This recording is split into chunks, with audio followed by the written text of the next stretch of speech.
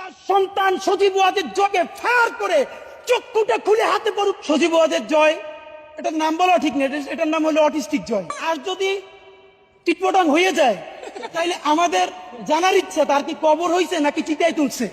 আগামী 24 ঘন্টায় অ্যাকশন দেখবো, অ্যাকশন। শাল্লবাবু ছিঁড়ে ফেলাইতে হবে খানকি। শুভেচ্ছা।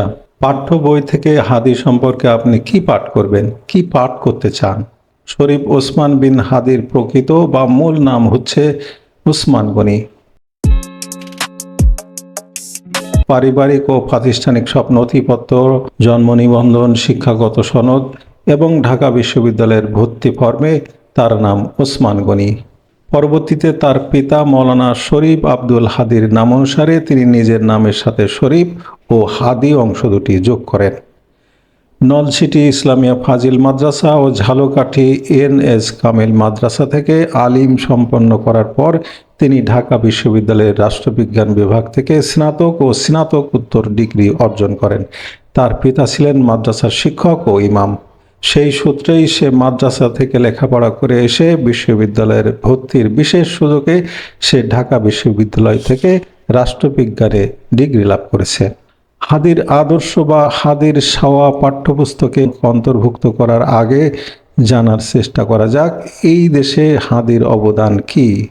হাদীর আদর্শ বা হাদীর সাওয়া পাঠ্যপুস্তকে অন্তর্ভুক্ত করার আগে জানার চেষ্টা করা যাক এই দেশে হাদীর অবদান কি, হাদীর মহান আদর্শ কি, হাদীর কাছ থেকে কি শিক্ষা আমরা পেতে পারি, হাদী কোথা থেকে উদ্ভব হলো, কে তাকে খুন করলো, সবচেয়ে বড় প্রশ্ন তাকে কেন খুন করা হলো। ইনকলাব মঞ্চের হাদীর নিকটতম লোকজন গণমাধ্যম কর্মীদের কাছে কখনো বলেছে বিএনপি, কখনো বলেছে আওয়ামী লীগ, কখনো বলছে ডিপ স্টেট, কখনো বা বলেছে অন্তর্বর্তীকালীন সরকারি 12 ফেব্রুয়ারি ইলেকশন ঠেকাতে হাদীকে হত্যা করেছে। এই মৃত্যুর জন্য অন্তর্বর্তীকালীন সরকারই দায়ী। প্রচলিত পোশাক থেকে হঠাৎ করে বোরকা, নিকাব এবং হিজাবে নিজেকে ঘিরে ফেলা, রাতারাতি পাল্টে যাওয়া হাদীর বিশেষ অনুরাগী ঝুমা, হাদী মঞ্চের জাবের, হাদীর স্ত্রী সহ তারা প্রেস ক্লাবের সামনে হাদীর মৃত্যুর বিচারের জন্য প্রেস কনফারেন্স করে সরকারকে আলটিমেটাম দিয়েছে। অথচ সন্দেহভাজন খুনি ফয়সাল ভারতে ধরা পড়ার পর শাহবাগের আন্দোলন মিইয়ে গেল কেন? নাকি ভাইয়ের ইংল্যান্ড চাকরি, স্ত্রীকে ঢাকায় ফ্ল্যাট আর কোটি টাকার বিনিময়ে অলক্ষ্যে কি সওদা হয়েছে? মৃত্যুর কারণ অনুসন্ধান বা নিশ্চিত না করেই পাঠ্যসূচিতে অন্তর্ভুক্তির প্রশ্ন অবান্তরই কেবল নয়, রহস্যজনকও। যেমন রহস্যজনক জাতীয় কবি কাজী নজরুলের পাশে অন্তত ধার্মিক বলে দাবি করা হাদীকে সমাধিস্থ করা, যার মানে দাঁড়ায় যে কোনো উপায়ে তদানীন্তন সরকারের ঘাড়ে না চাপুক দায় এবং শাহবাগ শান্ত থাকুক। এখানে ধর্ম কোথায়? হাদীর আত্মপরিচয় কোথায়? এত যে বলেন বীরত্বের গাথা, তবে ধর্মনিরপেক্ষ কবি নজরুলের পরিচয়ের ছায়াতলে আশ্রয় নিতে হলো কেন? নিজ বাড়িতে পিতামাতার পাশে শায়িত করলেন না কেন? কোনো পীর পয়গম্বরের মাজারের পাশে কবর হলেও না হয় একটু কিছু ধরে নেওয়া যেত বা বলা যেত তার আদর্শকে সম্মানিত করা হয়েছে। এখানে বলে রাখি, সাওয়া মাওয়া শব্দবন্ধটি উচ্চারণে দ্বিধান্বিত হওয়ার কিছু নেই। শাহবাগে যেসব মহিলারা হাদীর মা বোন পরিচয় দিয়ে সাওয়া মাওয়া স্লোগান দিয়েছে তাদেরকেও কোথাও এখন আর দেখা যাচ্ছে না। কি অদ্ভুতভাবে নিজে নারী হওয়া সত্ত্বেও নারীর জননেন্দ্রিয়কে ছিঁড়ে ফেলার স্লোগানে ঠোঁট মেলান আপনারা। আবার পর্দা করেন, নিকাব পড়েন, অথচ কণ্ঠের পর্দা বুঝেন না। শব্দের অর্থ না বুঝেই গলা উঁচু করেন, চিৎকার করেন জিহাদি বোনেরা। মৃত্যুর পর হাদীর ভক্ত শোকাহত এক কিশোরের ইন্টারভিউ থেকে জানা যায় ছেলেটি হাদীর মতো করে বলতে চেষ্টা করছিল, সবার সাওয়া মাওয়া ছিঁড়ে ফেলব। ছেলেটির জন্য ভীষণ মায়া হবে। প্রথমত হাদীর মৃত্যুটা মেনে নিতে কষ্ট হচ্ছে তার, দ্বিতীয়ত অর্থ না বুঝেই সে স্লোগানটি দিচ্ছে।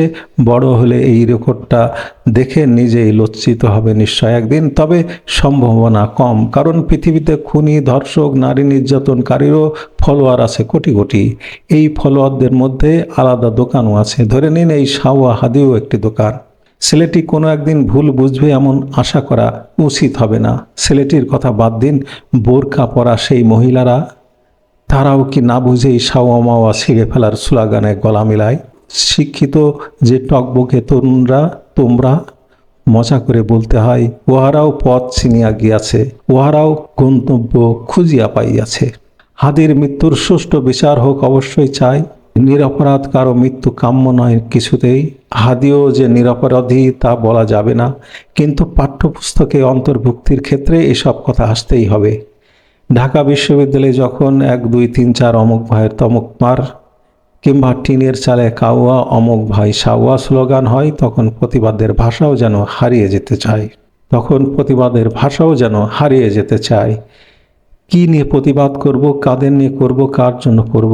শিক্ষাক্ষেত্রে সিদ্ধান্ত গ্রহণ যারা করেন, এই আপনারা নিজেদের সন্তানদের বিদেশে পড়াশোনা করান আর আমাদের সন্তানদের অসভ্য বানান।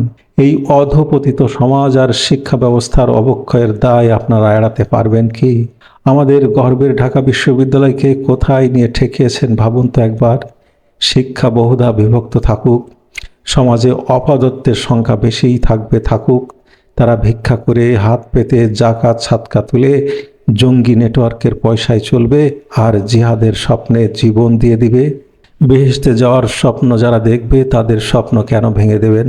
রাষ্ট্র যদি অপরাধ মনে করে তাহলে সাজাও দিবেন। তাদের 3য় শ্রেণীর নাগরিক করে রাখেন, তারা তো জাগতিক সুবিধা ও সম্মান চায় না। শরীফ ওসমান বিন হাদি বা ওসমান গনির রাজনৈতিক আদর্শ কি? কোন সমাজ ব্যবস্থার কোন সংস্কৃতিতে বিশ্বাসী? সে বাঙালি জাতির কোন ইতিহাসকে ধারণ ও লালন করতেন?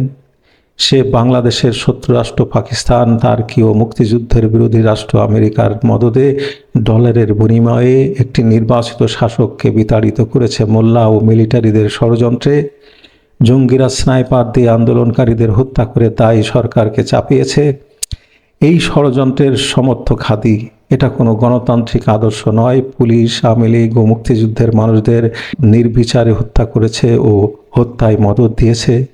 যে দলটির রয়েছে সশস্ত্র মুক্তিযুদ্ধের নেতৃত্ব দিয়ে একটি নতুন দেশ প্রতিষ্ঠার ইতিহাস, সেই দলটিকে নিষিদ্ধ করে তার বিপুল সমর্থকদেরও হত্যা করে, বাড়ি ঘরে লুটপাট করে, অগ্নি সংযোগ করে, নারী ও শিশুদেরও নির্যাতন হত্যা করে দেশের একটি প্রগতিশীল শক্তিকে উৎখাত করতে চেয়েছে। এর পুরোভাগে অংশগ্রহণ করেছে এই উসমান গনিরা। জাতির জনকের জন্মভূমিকে আক্রমণ করেছে তারা সেনাবাহিনীকে নিয়ে। সেনাবাহিনীকে উস্কে দিয়েছে হত্যাযজ্ঞ চালানোর জন্য।